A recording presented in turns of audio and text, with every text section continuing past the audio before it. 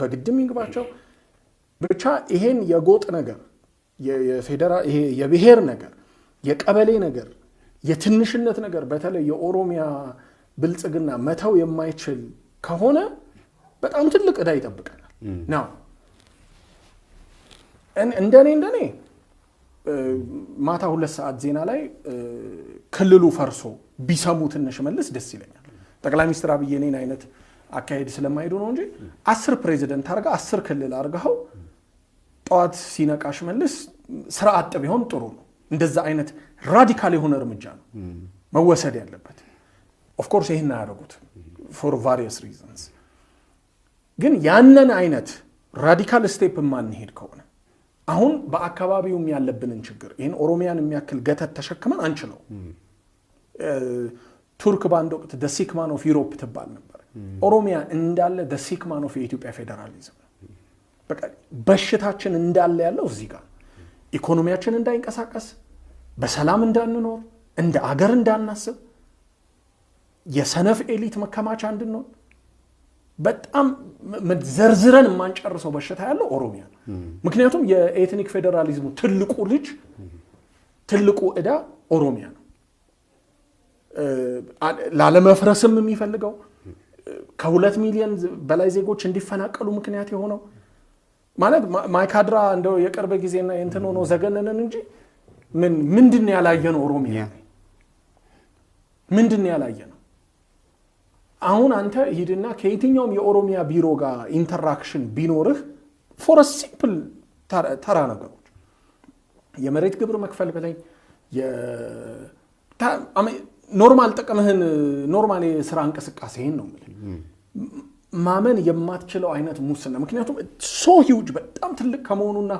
በጣም ኢንኮምፒተንት የሆኑ ካድሬዎች ስለተሰበሰቡበት በቃ በሽታ ትልቁ የኢትዮጵያ በሽታ ያለው አሁን ኦሮሚያ ውስጥ እና ይሄንን ዲል አሁን ብልጽግናውንም ኦሮሚያንም ካየው ኤትኒክ ፌደራሊዝሙ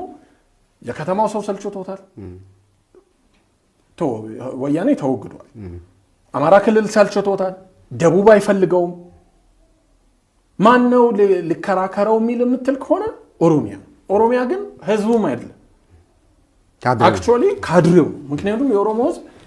ጧት ሲነቃ ነው እንደ ሌላችን ይሄ ኦሮሚያ የሚባለው ግዛት የተጫነበት እንጂ ኦሮሞ never recognized ወይ can't recognize ኦሮሚያን የሚያከላካ እና አሁን ጠቅላይ ሚኒስትር አብይ በስነ ስርዓት እርምጃ መውሰድ ልክ እነ ጀዋርን እንደተጋፈጡት ህዋትን እንደተጋፈጡት ኦሮሚያ ብልጽግና መጋፈጥ አለባቸው ከፈለጉ ካመኑበት ይሄ ኢትዮጵያ የሚሉትን ነገር እውነት ከሆነ እንጂ ይሄን ፌደራሊዝም አስቀጥላለሁ እኛ የተሻለን አንደኛ የተሻሉ ሰዎች አይደሉም በኮምፒተንስም ከወያኔ በምንም ተአምር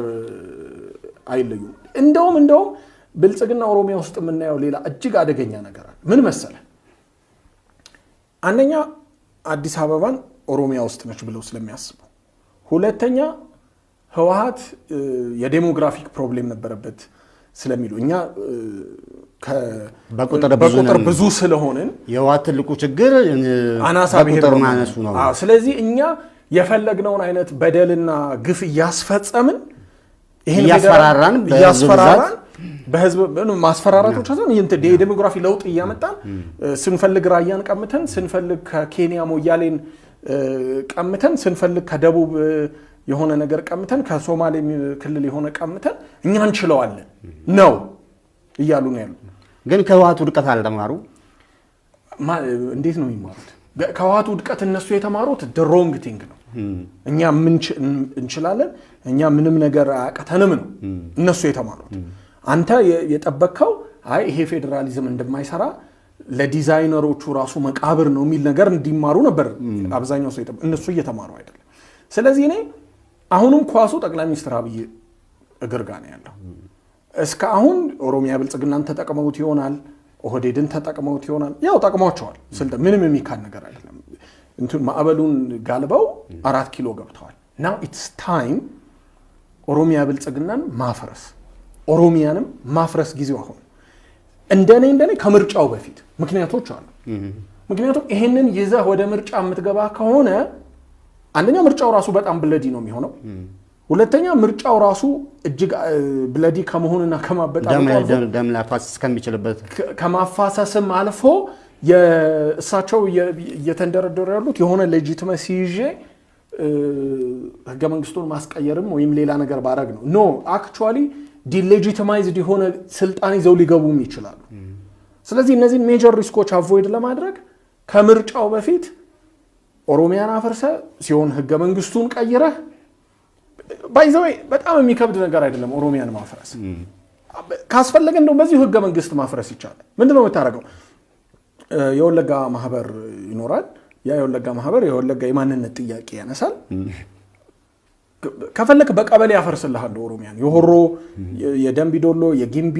ያሰላ ማንነት ኮሚቴዎች ተቋቁመው ክልል መሆን ይጠይቁ ከዛ ክልልና ምክር ቤት ከዛ ፕሬዚደንት ከዛ ጽፈት ቤት ስጣቸው that's it አይናችን ያየ ሲዳማን ከደቡብ እንደንጠለው ባሌን አርሲም መስጠት ይቻላል ክልልነት ሰጣው ከዛ ያው ቴክኒካሊ you're back to 1983 ወደ 83 ኢትዮጵያ ተመለስክ ማለት ነው እሱንም ማድረግ ይቻላል እና እኔ በአጠቃላይ አሁን ብልጽግና የሚመስለኝ ልክ የዩጎዝላቪያን የኮሙኒስት ፓርቲ ምክንያቱም ካወቃቀሩም ከአይዲዮሎጂውም ከአገሪቷ መዋቅር አንፃር ወደዛ ነገር እየተገፋ አው ግን አንድ ጥያቄ ላንሳለታ